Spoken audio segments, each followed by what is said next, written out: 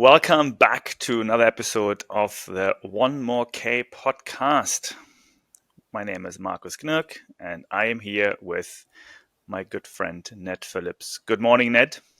Good morning, Markus. I love the way that you say I am here. We have all accepted that reality is now on Zoom or Riverside. When you say here, you are in Vietnam and I am in Bali this week. So we are here in spirit, but not quite in person together. That's true. Happy New Year of the Dragon. In Asia, it was a big week. Thank you. Any ideas what this Year of the Dragon will bring to you? It is a big week, and I think for you in Vietnam, it's like the whole week. So I think it is still technically kind of holiday. It goes on. It is a long week in Asia. So for everyone enjoying it, please do. My only relevance to the Year of the Dragon is that my daughter is 24 this year. She was a dragon, and she was born in the year of the Golden Dragon. Every 60 years, so every fifth cycle, there is a Golden Dragon. And so she is a Golden Dragon baby born in 2000. So when I think about dragon, I think about my daughter and her having a long and happy, healthy life as a Golden Dragon, and for her year to be even better because this is her year. What zodiac sign are you? Do you know? I am a goat. You are a goat. I'm a dragon as well. So this is actually also an important year to me. Oh. I'm not a golden dragon. I'm a wood dragon, so they say. And it's every 12 years, as people might know, the zodiac repeats itself. So for me, it's apparently something along the lines of the snake is shedding its skin and the dragon is rising. So that's kind of this year to me. And I hope it is a good year for you as a dragon. And I think everyone should be able to guess your age because you are, I think, not 24. I don't think you're 48. So one must say that you are going to be 36 this year. Look at the goat can do some math here. Eh? Nobody do any goat maths. Only do dragon maths. No wonder you like to run so much. I'm wondering the correlation between. I'm actually now getting into it again. Like we should do some, zodiac, I guess analysis if there's a correlation between zodiac signs and running performance. Actually, we are an Asian focus. We talk about global endurance, but I do wonder about this, like running, energy, zodiac.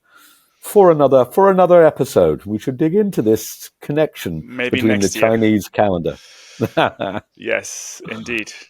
Perfect. Well, good year for us.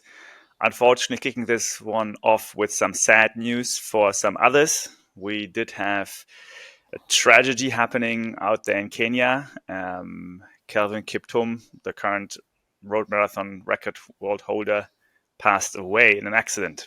Look, it's definitely, always, sad for him on a personal level. He was in a road accident. He was driving. His coach died as well. There wasn't one other person in the car. Look, obviously it's super sad. He was literally at 2 hours and 35 seconds. He was meant to run in the Rotterdam Marathon later this year to do a standalone 2 hour. For anybody who had seen him, he made it look entirely possible.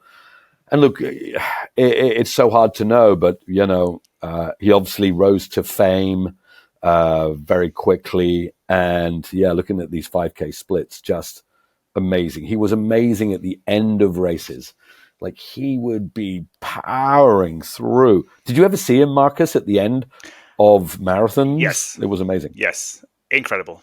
On the screen here right now, I've got his 5K splits comparing him to Kipchoge in Berlin, him in London, and then the global average, and it's incredible. His, I think, 30K onwards, he just turned on this major boost, going down to 13 minutes and 49 seconds for the 30 to 35K split.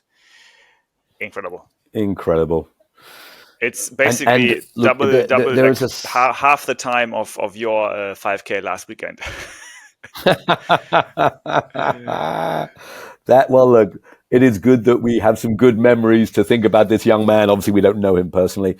One thing I will say is sad. There has been a bit of a history of runners from Kenya who come to fame, make a lot of money, and have had some unfortunate accidents. For any of you who are of my age, I don't know if people will remember a young man called Sammy Wanjiru. Sammy Wanjiru did the most epic run at the 2008 Beijing Olympics. He ran on what was an incredibly hot day. People were saying it would be like 2:15 because it was so hot. He ran 2:08 off the front, like just powering off the front on a crazy hot day. Became very famous, but sadly fell off a balcony a couple of years later due to unknown circumstance. But there's been a bit of a history of people coming to fame. I think we know young sports people come to fame, money comes into their life, and it's not always the easiest to handle. So we don't know the exact surroundings of this, but hey, sad to hear, and we wish his family well in this circumstance. Yep, our condolences to the whole world. But also, I think it was impressive how viral it went so fast. I saw it on every single channel, and that tells me how liked he was and how talented he was. 24 years old, right? I mean, he only started marathon at 22, only 2 years in. Yeah. Who knows what could have been. May he rest in peace. All right, some other news, some, I would also say, viral news on a different part of the world, coming all the way from Norway. Our dear friend Stian had to share some news. What was going on there, Ned? Doping news is always hard. We're a small sport. Do people dope in our sport? Sadly, the answer might be yes. Now, I have no idea with Stian where it is. Markus, maybe you can comment on that circumstance. But here's the sad reality, right? Money is coming into our sport. Does that necessarily bring doping? We don't know.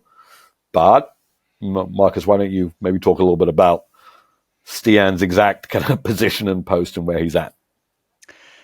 Sure.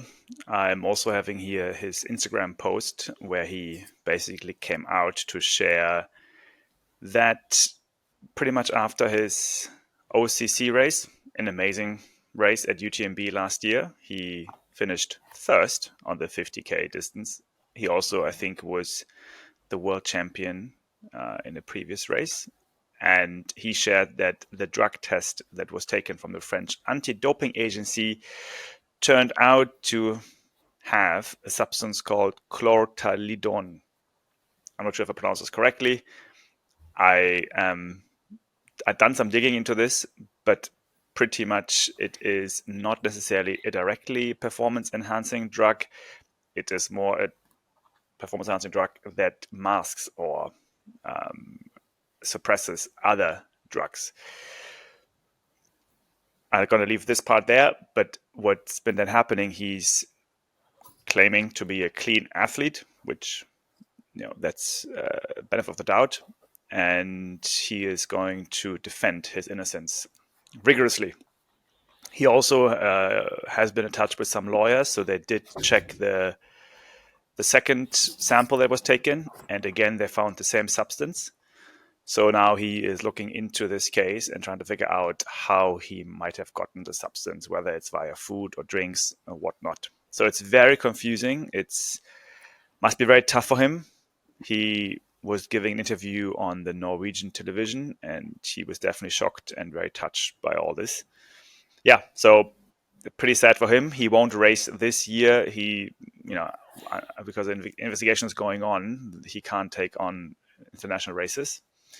So it will probably take some time until they will figure out this case.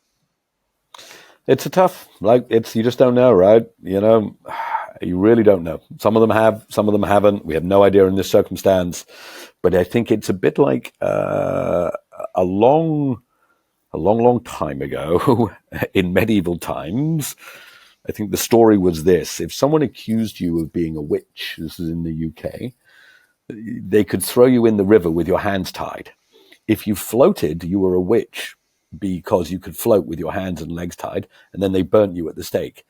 And if you sunk to the bottom, you weren't a witch, but they didn't fish you out in time and you drowned and you died. So just the accusation itself is sadly kind of almost It's the damage is done, whether he has done that or not. Yeah, I mean, nevertheless, what's going to happen, and let's hope he's going to be proven unguilty. He still has a mark on his name now, and He that's going to be does. tough to be taken away. And if you just, I just did a quick Google and you look into trail running doping, you see a lot of cases in the past 20 years where some people actually were proven guilty and some others weren't. But the ones who weren't are still out there. The name is still in I the know. public database. It's It's going to be tough. it is. It is tough. Yeah. Once it's put out there. So look, I feel for the guy. Hopefully, look, it will play out wherever it will play out. But yeah, that's going to be a tough time for him, which sucks. It's also very worth mentioning that the community again was really backing him and sending him his support. Good. He seems to be, I don't know him personally. I know people who know him, but he seems to be very, very nice guy, very good coach, very kind person.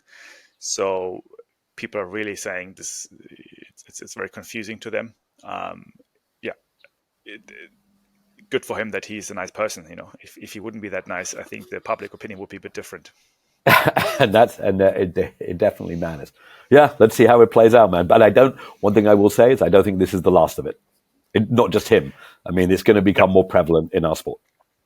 Like with anything like this kind of news and this kind of, call it scandals, they will trigger usually regulation. They will trigger government or other authorities to set up frameworks. And the French have already announced that they will introduce proper doping testing across all races in France. So that's trail races in France. That's going to happen already. And usually the French are quite, I guess, in that sense, leading the pack globally in trail running. As we talked about last week, the world is going to divide. We have the enhanced games, remember, we talked about last week. So who knows what happens? It's all getting a little crazy. On this note, I had to smile a bit, I guess, unfortunately, because we just talked about enhanced games on episode 4, and we talked about drug testing, and then, hey, we have Stian coming out.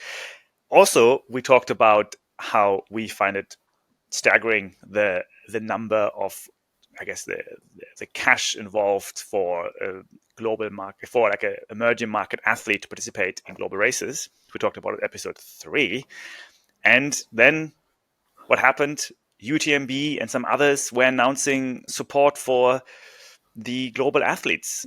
I'm like, wow, are we already that big than that? Do we have such an influence, or is it just a coincidence?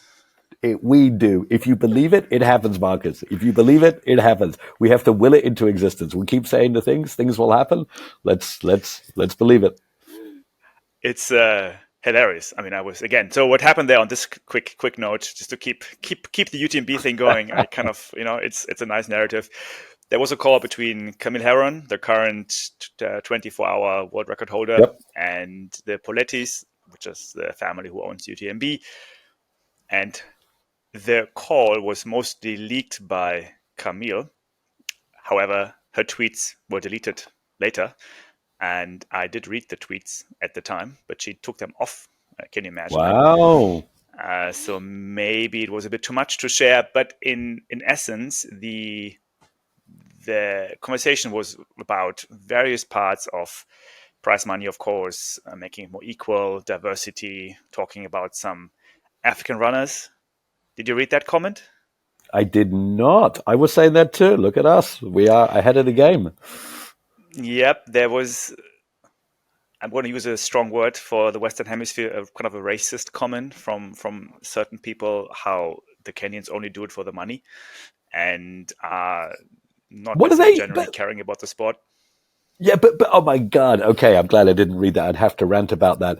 That's because they have to do it for the money, because that's the reality. Yep. So I didn't use the word racist, by the way. That was part of the tweets. Yep. So yeah, it's just what it is. And however, on the back of that also, and I recommend everyone going to Camille's Twitter, she shared also a Google questionnaire where you can fill out your expectations as an emerging market runner about what you're struggling with in terms of cash flow, in terms of access, in terms of sponsorship. So I'm going to share this also in our show notes and also on our Twitter and Instagram. The I filled it out as an emerging market athlete, so to speak, or representing at least emerging market athletes. So something is happening there, and I'm pleased to see the momentum on that front. Hold on. Are you saying that Camille put out a spreadsheet that people could fill in to talk about emerging market athletes and the financial realities and how to make that work? Is that correct? That is correct, and I will, now you took me here on surprise, but I'm going to quickly pull it up on my screen and also again later share it here. But yes, this is what you can see. Camille is saying on the 10th of February, so 4 days ago, passing along the survey on trail running barriers to entry. This was set up by the Pro Trail Runner Association, which was recently founded by someone like Huey and René. And it's basically, I'm opening up this survey now, so you can see how it is basically a quick questionnaire about what are the barriers to entry. So economic cost of gear, economic cost of travel, there's a long list of things. Talk about nationality, where you're from, what sex you are, so on and so on. So that is, I think, a very quick way to gather information. Wasn't that literally what you put together, the $156,000 for the Vietnamese athlete, which you said to I Run Far? I'm telling you, we are the soothsayers of this sport at the moment, man. They're all listening. We have responsibility. We do. I mean, every voice in the sport matters, so we need to be, of course, very conscious in also what we're saying. We have responsibility as well. Well, you talked about rant, Ned, and I'm giving you a chance now to go on another rant, which is all the way from the UK. What's happening in your lovely parkrun world, Ned? I mean, it's chaos, man. Like, I think, so I'll tell people a little bit about what's happening, but I think anybody who does parkrun would have seen it. As I read an article in the Guardian newspaper, which summarized nobody wins here. Parkrun's are going to lose. Park runners are going to lose. Sadly, this is a no-win situation. The summary is age group records, age-graded records have all been taken off the website. So what that means is there used to be 5-year age group records. You could see if you were the fastest. Age-graded records, what your age grade was. So age grade means based on your age, what is your percentage performance? And then also they used to have sub 17-minute 5K males and sub 20 females. So all of those records basically acknowledging excellent performance have been taken down. And the reason apparently was that it was off-putting. The parkrun doesn't want to be a race, and it's off-putting.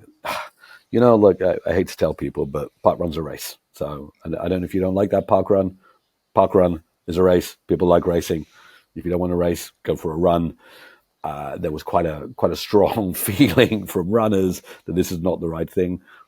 Caught up in the mix was, and I don't think we want to get into it here, was a transgender, because some men who had become transgender were holding women's records, and that obviously is unfair on the woman.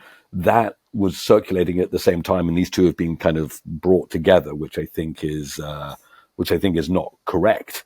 But the main rant is the reality is records of excellence have been taken down so as not to be off-putting. I think Parkrun will reverse it. There's a big change, what do you call it, signature, a petition going around, and people are signing that. So I feel they will reverse, but let's see. But definitely caused a bit of chaos, which unfortunately nobody wins, sadly. So Parkrun is a British organization, not for profit. What is it? 5K in the park every Saturday. 9 million runners have signed up. It's free. It's run by volunteers. It's a 5K run every Saturday. Each country can have as many as it likes. Individuals decide to run the park run, and they get the kind of all of the gear to run it. So park run, finishing shoot. They find a park. They don't pay for the park. So, and that's it. Yeah, set up 15 years ago by a bunch of friends who went for a run in the park, and they realized everyone else would like to go for a run in the park. So it's been an amazing institution. I think overwhelmingly it's done amazing things. I think this step is not the right step for it, unfortunately. But it's owned by anyone, or how does the governance work? Like, who can decide such things? I think it's a charity. I'm sure it's a charity, and there is a board.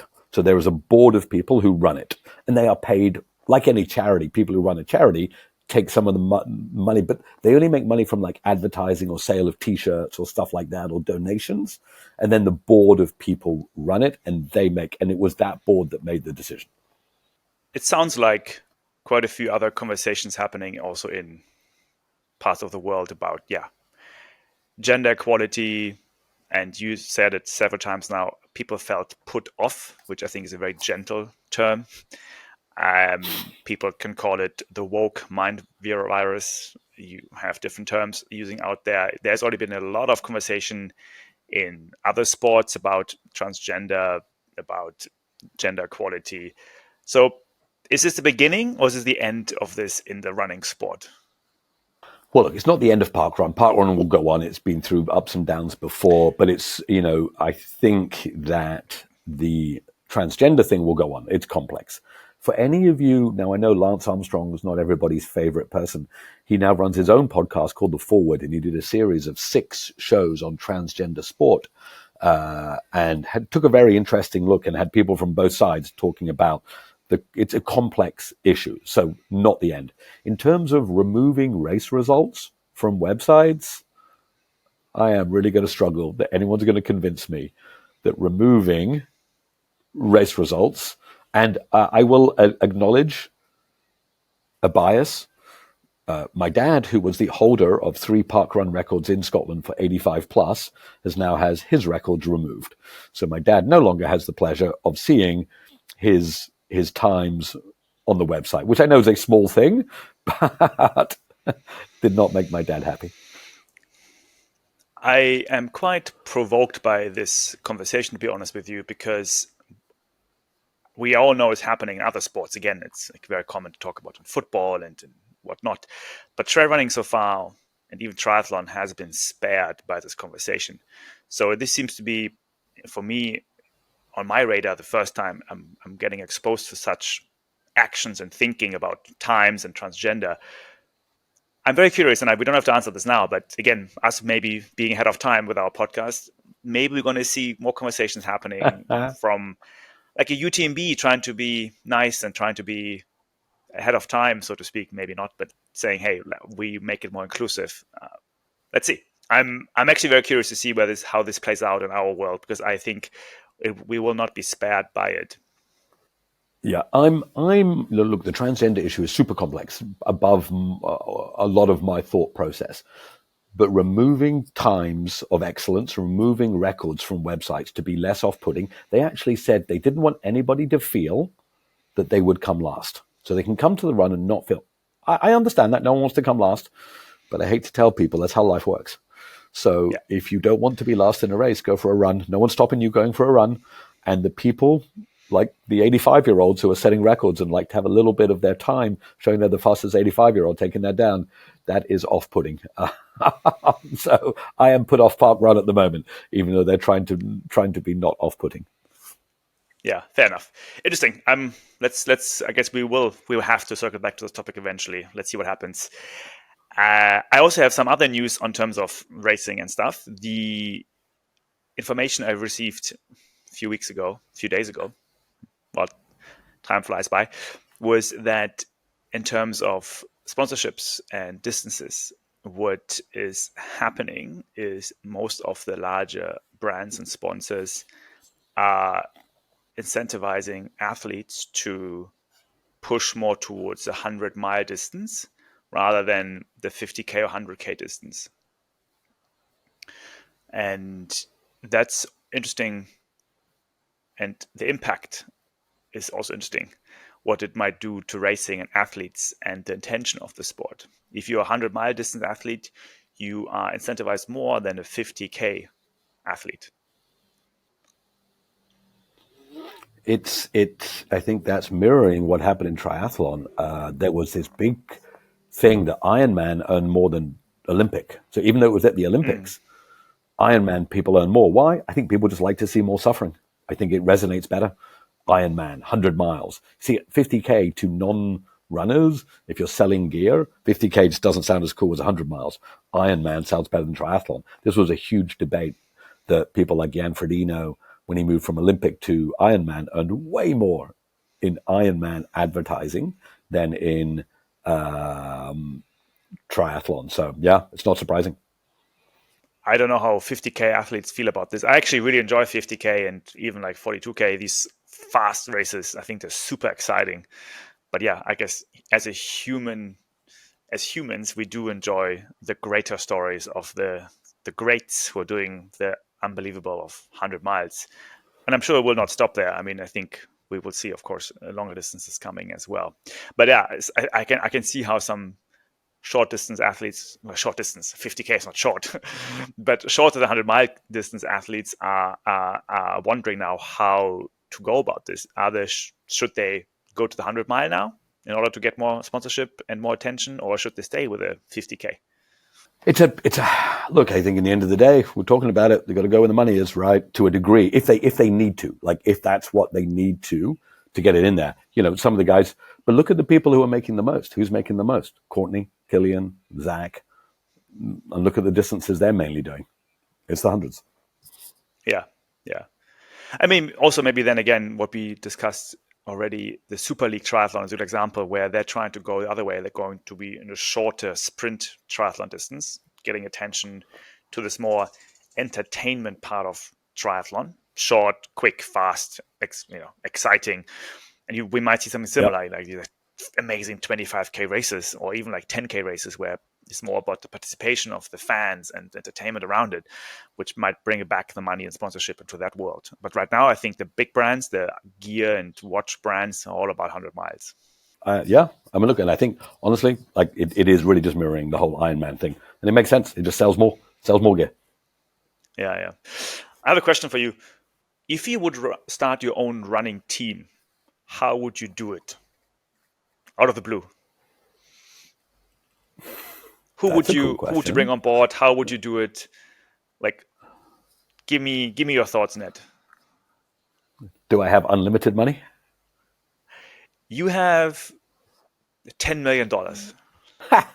Let's go. So I appoint a coach right out of the gate. Cool. Everyone knows who my coach is, so come on, you know who it is. It is Mr. Lake himself. Laz becomes coach for mindset coach. So Laz becomes my mindset coach. And you know what? You know what I would do? I would go and get all of the people who are not getting, there's no point getting Courtney and Killian and all of that. Not that they're not amazing. They're just totally amazing. Have you read Moneyball? So have you read Moneyball, Markus? I have indeed. Okay. The idea that it is, it doesn't make sense long term to pay for the superstars, right? So let's say I'm getting 10 million to do the running team, and I've got to try and not only build a running team but make some return on that.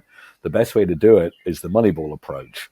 Maybe it is, maybe what you want to do. And I'm just throwing stuff out here. I find the fastest 5K runners. I give them tests to who has the most slow twitch muscles within their fast 5Ks, and go and pick those guys up and start to dominate the sport by bringing across the fast speedsters and turning them into a running team. So I would, of course, while I would love to hang out with Courtney and Killian and Zach and all of these guys, I would absolutely adore to use the Moneyball approach to bring a team together. And Laz would teach them how to be tough. You would go down the 5K distance athlete route. Like, how come such short distance? Because 5K is the most brutal distance in sport. I know you're an 800-meter runner from before, but 800 too short. 10K, 5K. I mean, maybe up to 10K, but I love I would go to the 5 to 10K. So Siri Lindley. So for a little bit of history lesson today, a lady called Siri Lindley. She was an Olympic triathlete. She was very famous back in the 1990s and 2000.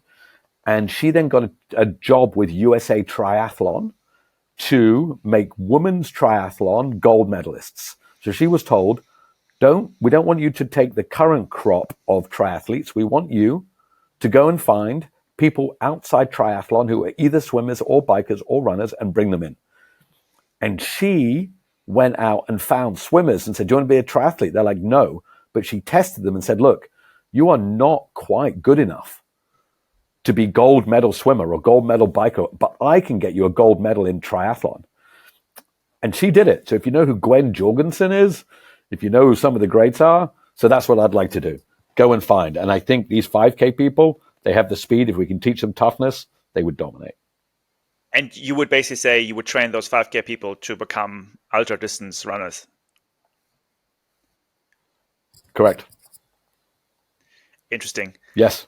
Interesting. And how would your team stand out to other teams? Like, what's the secret sauce you can give the athletes then compared to a Nike or like a Salomon team? What does the Nets team has to offer to these athletes that's special about you and your team? Okay, well, there's two or three things. One, I just have to do this. This is too much of a setup. Obviously, they would have the best nutrition on the planet, Lecka, which would power them with beautiful nutrition. I just can't help myself but saying that. But the other side is this. And again, it's a little bit like Laz. And again, I assume you're all going to know who I mean by Lazarus Lake, the co-founder of Barkley and Backyard. He is the evil genius of our sport. Mindset is so important. We're not training your body. We're training your brain. You've already got the body. You're a 14-minute 5K person. We're training your brain. That is what we're different. We're not here to give you training plans. We'll give you training plans, but we're here to train your brain. We are going to be the team that enables mindset. Because let's face it, we all know there's people embracing the suffering. And I would get Laz, you know, all of Laz's races, he wants nobody to finish. He truly, because he says the only loser is the finisher. If you finish, you didn't discover your limit. Can you imagine training with Laz? Every track session will be to exhaustion. Every session. I mean, we'll be the toughest mofos on the planet. No one can touch us, man. Okay, and last question. What does success look like in terms of sport and in terms of financial success? Great question, man. I have a feeling you have $10 million to give me, and this is like an interview. This is so exciting. I cannot wait for the grand reveal to say that you somehow found some benefactor with 10 million and are about to start a team. I'm getting very excited. What does success look like? Go for it, Markus. What are you going to say? I was about to say Bitcoin is going to the moon. Let's go. You know my views on that, my friend. What are we going to do? What does the success look like? It's a great question. Because obviously you can say win UTMB, win the biggest races. So partly you do have to win. You know, there's me ranting about Parkrun being a race. So clearly winning races. But I also, I come from a skate surf background. Soul is incredibly important. Success looks like, everyone's like, that team is the soul of our sport. So I want to win, and I want to win with style. Like, I love watching these old Tony Hawk the skateboarder, the original surfers, the soul, like Yves Chouinard, the founder of Patagonia, you know, Patagonia, the clothes brand. He had a book, Let My People Go Surfing. And he's like, you've got to do it the right way. Like, we've got to do it the right way. Like, we just have to. It's so crucial. And of course, as part of that, we bring great Asian athletes to the fore. So our team is different because we're powered by Asian nutrition. We're taught by Laz that we're the toughest on the planet. And we give undiscovered athletes, particularly from Asia, the chance to shine. Okay. Thank you, Ned. There's a big reveal now. Drum roll. There is none. I was just very curious to hear your thoughts on this. For now, no way. I like asking questions or random questions, so always be prepared for me to just throw something out there. But the reason I'm asking is because I've been there seems to be a big trend again for sporting teams. I mean, we all know the greats of Red Bull and Nike and so on who have been doing this for many, many decades now. But at the same time, also new teams are emerging, and I'm always wondering how to go about this. And again, as we are somewhat Asian/commercial focused podcast, I'm just want to see how to do it different and how to approach this and what can you do different these days, given the knowledge we already have compared to 30 years ago. And one thing I would say is the use of content today. Let's face it, the Red Bull way they use content is unbelievable.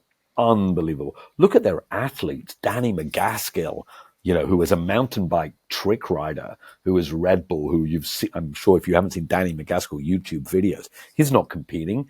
He's performing his story. I think I would love to have a team that shows amazing stories of human endurance, and people are inspired by us. And Markus, let's do it one day, man. When whatever it is gives us $10 million to spare, let's do it, my friend. If any one of the listeners has $10 million to spare, I mean, inflation is going up. Money is less valuable these days. We're happy to take it and to start building something in Asia. Anyhow. One thing, Markus, I am going to take a bet. You do have 10 million. You have 10 million dong because you live in Vietnam. That's also true. 10 million dong is unfortunately right now not worth that much, but the world is changing, and we have seen it with the enhanced games. We've seen it with the others. The money is coming in different ways, and whether it's real money or whether it's maybe some crypto money, we don't know. I can only point to a very different part of the world in football. This is a bit of a detour right now, but kind of everyone loves football, to be honest. For the American listeners, it's called soccer there. We seen a new format coming out in Spain and in Germany. Have you heard about those leagues, the Kings League in Spain, where kind of retired football stars come together and they're turning into a five-a-side football league where it's more gamified. You draw cards before the game that gives you certain kind of powers throughout the game. It's quick, it's fast, five-a-side cage, not many in the audience, all live streamed. The different five-a-side clubs are owned by social media influencers. Sometimes they are sport people themselves, sometimes they're just social media influencers, and they live stream social media the whole way. So that has given a huge rise amongst the Gen Z crowd, who, of course, more watch on the phone. Also, however, the final of the five-a-side league, the Kings League, was then at Camp Nou, the famous stadium in Barcelona. Of course. And they sold out the tickets in, guess what, 5 minutes. So what? Yep. Again, the power of social media and influencers is undeniable. And yeah, I think you see, I'm sure that with that power, you have people donating. Social media fans are using crypto to donate. It's easy transacting online globally. And I'm sure we could see something similar happening also in Asia or in other emerging markets where people use such currencies to build their team. Markus, I love this. We should pin this for another show to talk, because that is the future of sports. So soccer, it's amazing. That's amazing. And, one of my other hobbies, sadly, is poker. I like playing, and that's become, you have the main people, they pick cards, it's streamed, it's all online, and it's exciting and it's different. And you're right. I wonder if there is, let's dream up some ideas for that, for the next show. Ideas for how trail running can be brought to the new generation through some clever thoughts. But that football stuff is amazing. Let's do it. I would like us to go into other sports and take innovation from various types of sport and see how it can be applied to trail running. Just to we Correct. Don't do cross training, we do cross learning from different sports, and I'm sure we come up with some cool ideas how trail running could be innovated with the input from other sports. Let's do it. All right, on the money front, very briefly, just to give some shout outs to some news here, just to cover it as well. We have seen Merrell, the gear shoe brand, becoming the main sponsor of the Skyrunner World Series, which again is some quite niche thing. Skyrunner World Series, not necessarily on everyone's radar, but skyrunning is really also coming. I see more happening on Instagram. Merrell doubling down on sponsorship. They must see something in that super niche, but worth noting. It's very, the sky running is very Insta worthy. If you ever watch Killian running across those ridges with his point of view cameras, it's crazy. Those ridges are insane. So they're getting incredible images. So I actually think, to our point about trail running being very much used for social media, sky running is beautiful for social media. That's probably true. I mean, back to our 100-mile more money compared to 50K conversation earlier, maybe the 50K people go down to skyrunning now, and that's where you can make some money. Yeah. Anyway, briefly covering the Chinese brand Kailas, who is really making also some waves in the community. They have renewed the sponsorship for the huge race Tour de Géant. Also, I think people are looking at this more, given that maybe probably Francois and Courtney are going to do this. And last but not least, the yoga brand Lululemon. What are they up to, Ned? Unbelievable. Like this. Everybody, if you're in trail running and you don't realize you are running in the greatest time for trail running ever, realize it now. Realize it. So, Lululemon. Now, I'm going to assume most of you know it.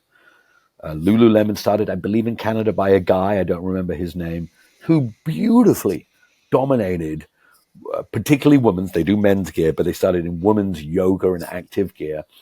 Just beautiful branding. Great. It's great gear. My wife wears it. I have some stuff. It's beautiful. It's expensive. And it's really expensive. Like, it's really expensive gear, but it's good quality. But he dominated huge revenues. It's almost like a statement. I do yoga. Lululemon is the thing. And now they're doing trail running shoes. Like, if anybody knows brand and if anybody knows where to make money in a sector, it's this guy. It's this. Like, this is like the absolute statement. Trail running's here. And Lululemon's going to smash this, people. Watch out. They're coming for us. It's cool. I can't wait. What else they do? They're going to do backpacks and flasks and everything. Like, it's nuts. This is nuts. I'm laughing out so loud right now. And if you're watching on YouTube, you can see me. I'm just imagining you, Ned, in Lululemon yoga tights and Lululemon trail running shoes running up a mountain. That's quite an image. I don't know if anybody needs to see that, but it may be one day that can happen. But they've got money now. I like to, because I'm old, I love to throw in a bit of history. Wow, I cannot believe I don't remember his name in the moment. The great American marathon runner, who won Boston. Oh my God, I'll remember it in a minute. Forgive me, people, but he got a deal from Skechers because he couldn't get a deal out. This is like 15 years ago. Couldn't get a deal out of the road running shoes, Adidas, Nike, Asics. And he went to Skechers and people were like, Skechers? They're like fashion shoes. What are you doing, dude? And he really helped them. Like, he did a fantastic job with them. I think watch out. Lululemon's going to get some top trail runners. They're going to do a good job. And Markus, I'll get myself a pair of Lululemon tights. And I don't know if you want to see the image, but we'll have to do it at some point. We will do a photo shoot, you and I, in Lululemon tights and trail running shoes. We're not sponsored by Lululemon, by the way. So disclaimer, we are not part of that branding exercise. But I just find it very hilarious. But also, I think it's worth noting again that what does it mean for the existing Lululemon customer base? If Lululemon says, I mean, of course, they want to attract new customers. But I'm curious to see what it will do to the existing Lululemon customer base, as we know, which is super huge in yoga, Pilates, workout, fitness, active lifestyles. So do they see that massive crowd moving into running and trail running? I'm sure this will give rise and opens the current customers base eyes about what else they can do besides yoga, right?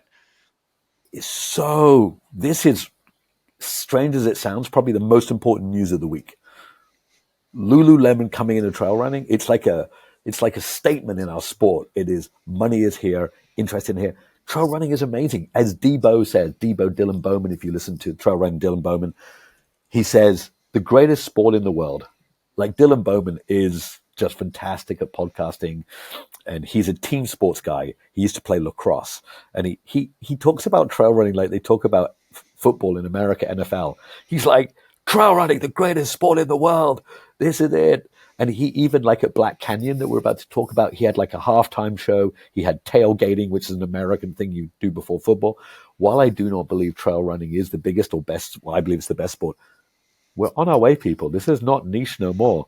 We are on our way. And Lululemon, we're all going to look cool, but we don't have any sponsors. But if you notice, Rabbit, if you're watching, I wear your shirt every time. I only wear Rabbit shirts. So Rabbit, we would love to talk to you and interview you because I think your gear is amazing. Best gear. And we would love to talk to you about how, because I see at the end of Western States, you give everybody a Rabbit shirt and they look amazing in it. So fashion, trail running, it's all coming together, Markus. This is not financial advice, but Lululemon is a public company. And I've been just checking the stock. It's been hovering decently around the last 6 to 12 months. Maybe this is another good reason now to buy Lululemon stock without giving any financial advice here, of course. But you might consider those outsider brands coming into the sport as a good investment. All right, you already mentioned Black Canyon. There was an exciting race happening in the US. Can you share more, Ned? Black Canyon 100K. Okay, so our Black Canyon 100K is part of the the World Majors series.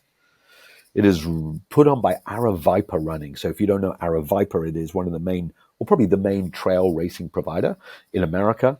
A man called Jamil Khoury. Jamil is a renowned content producer, runner. We should get Jamil on the show. He's like an OG. He organizes a huge number of races. Black Canyon's a big one. And it has 3 Western states tickets. So the top 3 men and the top 3 women get tickets, and that's incredibly important. And Hayden Hawks. Hayden Hawks, one of the legends of US running, won and got a ticket there. I don't know if you got the rest of the results in front of you, Markus.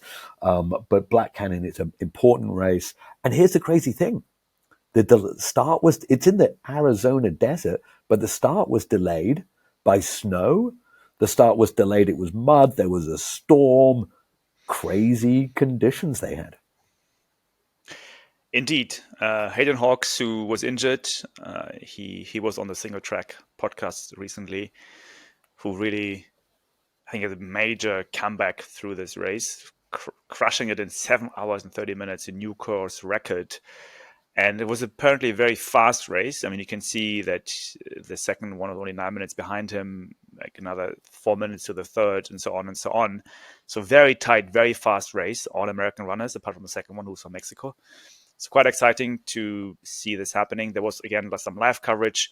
On the female side, we also had some very fast runners there. Rachel Drake really making it stand with 8 hours and 47 minutes. Again, for shortly after Becca Windle comes into second place. Very fast race, very exciting to see it happening. And especially for, I think, Hayden, who was really betting on it to come back and make a good comeback. And just to give a sense of how fast Hayden is and how slow I am, when I ran 100K last week, I took 14 hours. Hayden did it in 7 hours and 30 minutes.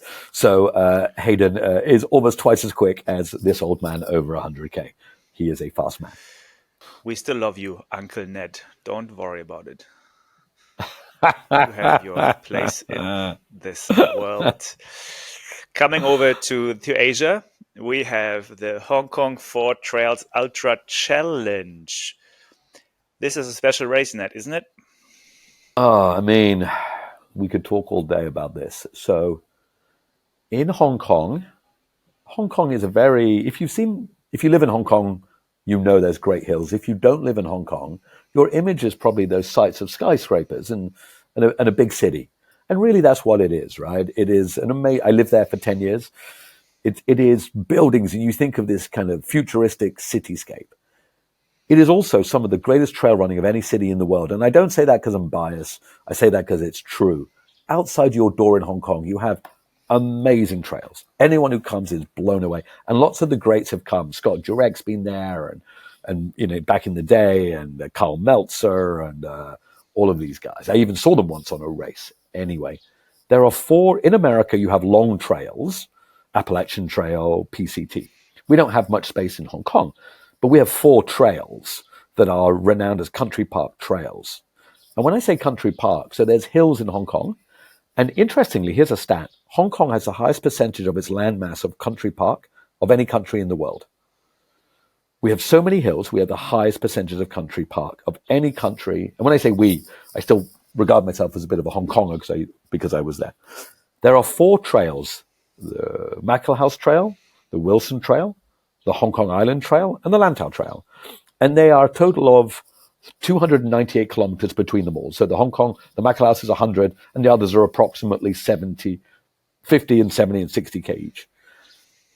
About 10, 12 years ago, a man called Andre Bloomberg, who was a well-known runner, thought, can I run all 4 of these trails in 4 days? So he set off to do one trail, then the next, then the next, then the next. And from that created this incredible race. Hong Kong 4 trails, all 4 trails in one go, 298K, non-stop. I mean, Markus, have you set foot on Hong Kong trails? I believe you have. They are amazing, aren't they? They are something special, honestly. I mean, I ran a lot on Lantau and, of course, around Hong Kong Island, up the peak and around the peak. Oh, even also on the Mackelhouse Trail as well, actually. Yeah, it's a different level of beauty there, having this amazing city of Hong Kong beneath you, around you, and then you have these quite steep and also pretty challenging trails, a lot of stairs and steps. Yeah, no, very good. And we see the Hong Kong runners, of course, crushing it. We had a few finishers this year, mostly from Hong Kong, some from China, UK, Japan, and India. It is a race that is iconic. It is so hard. And you're not allowed poles. So every year, a bit like Lazarus Lake, Andre Bloomberg, the mastermind, decides on things that you can and can't have. So you can't have poles. You know what else you can't have, Markus? You ready for this? I don't know if you know this. You can't have music, no headphones. Oh wow! Okay. You've got to stay in your own. You got to stay in your own head. So you've got to stay in your own head the whole time. And here's the crazy thing: to get from the Mackelhouse Trail to the Hong Kong Trail, you have to take a train, a subway under the harbour, and that goes on your time. And to get to Lantau, you have to take a ferry. And the ferries through the night only go every couple of hours. So if you miss the ferry schedule, you have to wait. It's an amazing race, people. Congrats to the winners. Congrats to the finishers. This is truly an iconic, special, amazing thing. I mean, this is a heavy, big race. And if you ever get the chance, do it. The famous finisher picture is the kiss, where you kiss this, I believe it's a green garbage bin. Oh, sorry. Maybe I'm getting this wrong right now. It's a post box. Sorry. Yes. Sorry. It's a post box. It's a post box. Yeah. So here you can see on YouTube this wonderful green post box. This is a finishing kiss. And you also get showered in champagne by Andre. Andre showers you in champagne and you kiss the post box. And very few have done it. Congrats to anybody who ever has, and congrats to our winner this year. For sure. Andre is a great guy to know as well in Hong Kong. All right, I already had mentioned the keyword, but I am going to give it over to Uncle Ned. Anyone who doesn't live in Asia, the word uncle is very special in Asia. It's kind of a word of respect to a slightly aged person, and you call it anyone uncle on the street, so it's not necessarily family related. Some context, some Asian context here. We also want to educate the world about Asian terms, right, Ned? So, Uncle Ned, why don't you take away your weekly drop of inspiration and wisdom? Thank you, Markus. Let's go, Uncle. I don't think it gets any better than this. 2 a.m. in the far-flung corner of Singapore. I'm at 65K of a 100K overnight run. A group of young dudes riding their bikes crazily across the road, going opposite direction from me. They see me, start cheering. No one else is out running here in the middle of the night. They are having a blast, blasting music, riding free. And then one guy yells at me with his fist in the air. Let's go, Uncle. Uncle means old man in Singapore. And that's what I am. Just an old man running in Singapore. Let's go, old man. But this was a different run. I was running 100K to the start of a 5K race. Why? You know what Edmund said. I'd given myself 14 hours, left at 5:30 p.m., had to be back for the start of the race at 7:30 a.m. Saturday morning. At 50k, I knew it would be tight. 8 minutes, 24 seconds per k is 14 hours for 100k. When you stop, the clock doesn't, and the average creeps up. I had to go into 7-Eleven to buy drinks. Had to be in and out in 2 or 3 minutes. Choose drink, queue, pay, leave shop, open drinks, drink some, pour others into flask, close lids, throw rubbish. It takes time. At 2 a.m., my watch said 8 minutes per k average. At 3 a.m., 8 minutes 10 per k. Tick-tock, don't stop. At 6 a.m., it said 8:21 per k. 90 minutes to go. No music. Just focus.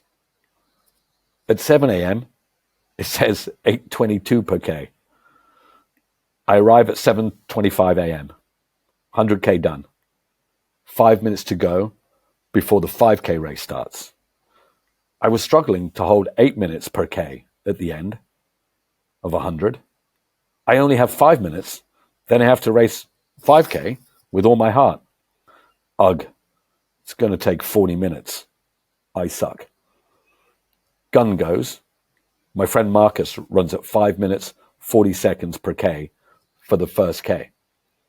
I stick with him. Wait, what? I can run that fast? Now?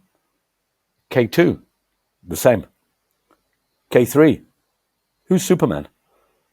K4, here I come. K5, I chase down a young man. He's running close to 5 minutes per k.